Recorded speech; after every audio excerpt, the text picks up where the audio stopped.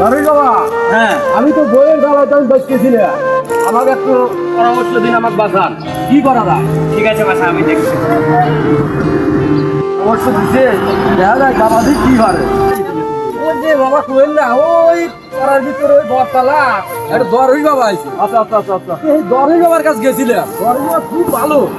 ও তাহলে বাবু আমার যাওয়া লাগবে, আমার তো বাড়ি বাড়ি নিয়ে মেলা সমস্যা বাবু। আমি ওই দরই বাবার কাছে যান না, সহজ সমস্যা সমাধান করেছে। আসো তো এখন। এই সব সময় থাকে। সাধু বাবা, ও সাধু বাবা। হ্যাঁ মাওলা, কে রে? আমি আমি আমি বাঙালোকে বাবু, আমি ওই যে আসি, আমি তো বউ রাখবো না বুঝছো, আমি বউলে খুবই বিরক্ত হয়ে গেছি।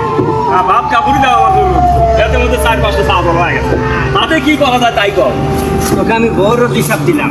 আচ্ছা তুই কালকে তোর গরু নিয়ে আমার সাথে দেখা করবি, ঠিক আছে? যা বাসা যা।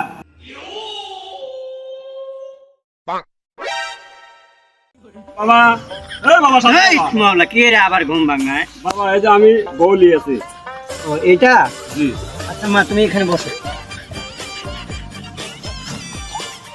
কি হয়েছে তোমার এখন বল। বাবা তুমি যাও, তোমার বউকে আমি দেখি। আচ্ছা বাবা, আমি তো বউ খুব ভালোবাসি, তাহলে তুমি একটু দেখে রাখো। ঠিক আছে, আমি রাখি। শালা তো গাদা রে, শালা এত সুন্দর বউ রেখে গেল। ঠিক আছে, আমি দেখতেছি।